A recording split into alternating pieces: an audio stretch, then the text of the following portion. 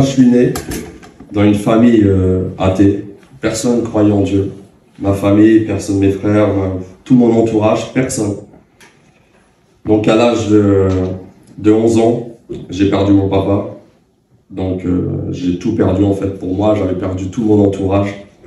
C'était très très dur. Donc à ce moment-là, j'ai voulu mettre fin à mes jours. J'ai pris des cachets, tout ça. Donc j'étais dans ma chambre tout seul. Et au dernier moment, un de mes frères m'a vu. Et s'il ne m'aurait pas vu, je ne serais pas là aujourd'hui. Donc voilà. Et quand j'ai perdu mon père, vraiment, j'ai perdu le contrôle de ma vie. Je vivais dans un quartier, je suis tombé dans la drogue, dans l'alcool, dans tous les délits. Je suis passé une multitude de fois au tribunal. J'ai été incarcéré pendant environ 2 ans pour des délits de cambriolage, de stupéfiants, de vol de voiture, de tout ce qu'on fait dans le quartier. Je pensais que le quartier allait me donner ce que j'avais perdu, ce que mon père pouvait me donner. Et je me disais, dans le quartier, je vais retrouver tout ça. Alors que le quartier m'a rien apporté. M'a apporté que tous ces problèmes-là, en fait. Donc je faisais délit sur délit. J'allais là où l'argent était facile. Je gagnais des grosses sommes d'argent. Donc après l'incarcération, je suis rentré chez ma mère et je me suis dit, c'est soit je retourne dans mes délits, et si je retournais dans mes délits, là j'allais vers les braquages ou j'allais vers les go-fast, je partais loin, j'allais vraiment vraiment loin. Et j'ai dit, c'est soit je fais ça, ou soit je reprends ma vie en main. Et à ce moment-là, je sais pas, peut-être que Dieu a parlé à une des personnes. J'ai rencontré une personne sur les réseaux sociaux qui était de Paris. C'était une fille, je savais pas qu'elle était à l'église, je savais pas qu'elle était chrétienne. Et donc à ce moment-là, j'ai parlé avec elle pendant des semaines et des semaines. Et j'ai été la rencontrer là-bas à Paris. Je savais pas qu'elle était chrétienne, rien. Je connaissais pas sa vie. Et arrivé là-bas, j'ai passé le week-end avec elle. Et le dimanche matin, en se levant, je lui demande où elle va. Elle me dit, je vais à l'église. Moi, je lui dis, ouais, je t'attends quand tu rentreras.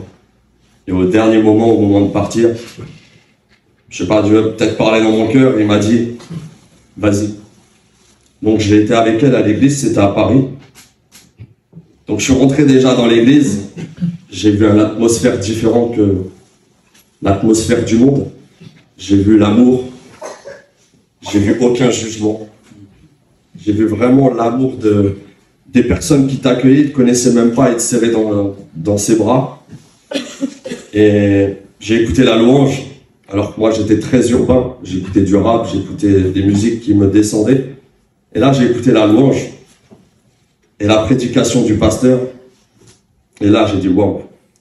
J'ai dit vraiment, il y a quelqu'un qui peut me sauver. Amen. Il y a quelqu'un qui peut me sauver. Et de là j'ai été devant l'autel et j'ai donné ma vie à Jésus. J'ai donné ma vie.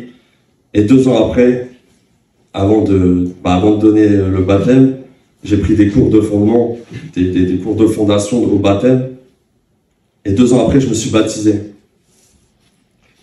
Mais j'avais pas cette envie d'aller vers Jésus, en fait. Je me suis baptisé parce que peut-être c'était les fondements de l'église. Et j'ai pas ressenti cet amour tout de suite après. Donc j'ai quitté Paris, je suis retourné dans ma ville, ici à Saint-Quentin. Et là, je suis retourné dans le monde. Je suis vraiment retourné dans le monde où je suis tombé dans l'alcool, encore pire. Quand je suis revenu ici, je suis tombé dans l'alcool. Après, j'ai retrouvé Iris.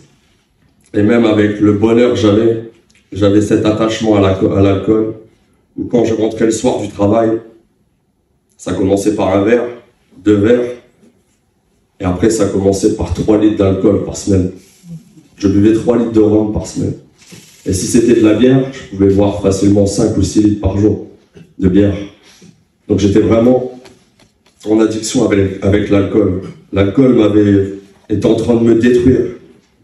Et l'année dernière, Iris, je lui ai fait vivre 10 ans d'alcoolémie.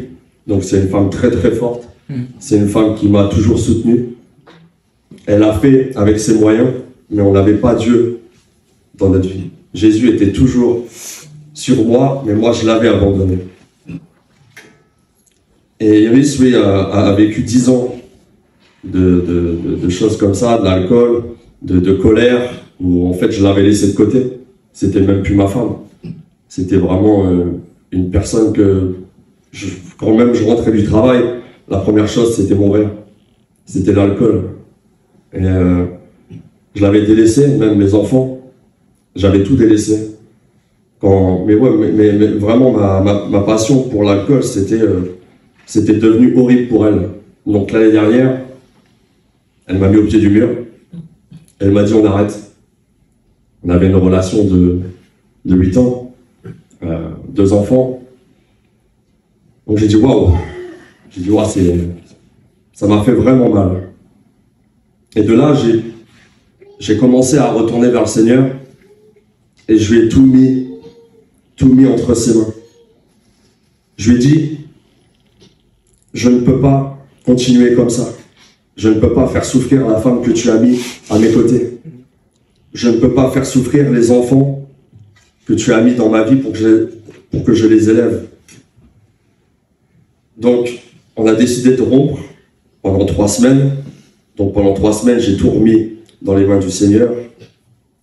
Et au bout de 3 semaines, le Seigneur nous a parlé et nous a réconciliés.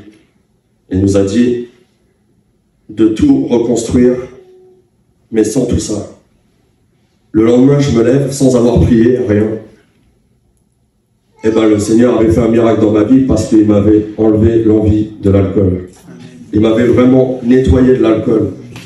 Jusqu'aujourd'hui, ça fait 1 an que je suis délivré de l'alcool. Amen. Donc voilà, c'est mon témoignage. Et ce que Dieu fait dans les vies, c'est vraiment énorme. Moi, j'ai grandi dans un quartier, et pour les jeunes, même le Seigneur m'a parlé cette semaine, un message aux jeunes, n'allez pas chercher ce que vous voulez dans les quartiers. Ce que vous devez avoir, c'est Jésus qui peut vous le donner.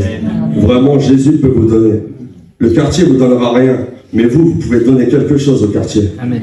Allez voir les jeunes dans les quartiers et prêchez-leur l'évangile. Parce qu'ils ont vraiment besoin de ça. Ils sont vraiment perdus. On les médiatise beaucoup, mais vraiment, c'est des bonnes personnes, sauf qui ne sont pas au bon endroit. Donc voilà, le Seigneur m'a délivré de tout ça. Maintenant, avec Iris, ça fait 9 ans qu'on est ensemble. On s'est mariés il y a 2 mois. Amen. On a des enfants magnifiques qui suivent le Seigneur maintenant. Amen. Et on est arrivé là aussi il y a 1 an, parce qu'on allait à Paris avant tous les dimanches matins, on faisait la route. Et le Seigneur m'a dit, tu dois servir dans ton église. J'avais appelé le pasteur au mois d'août, quand tout était réglé. Et je suis arrivé là au mois de janvier ici, et c'est une église vraiment formidable. On a un pasteur vraiment rempli d'amour, vraiment l'amour que Jésus donne. Sandra, sa femme, qui est magnifique, qui nous ont aidés vraiment dans notre couple. Et je voudrais dire un grand merci à l'église pour votre amour. À Yolène qui nous a accueillis le premier jour, c'était vraiment rempli d'amour. Donc voilà, je voulais vraiment vous remercier pour tout ça.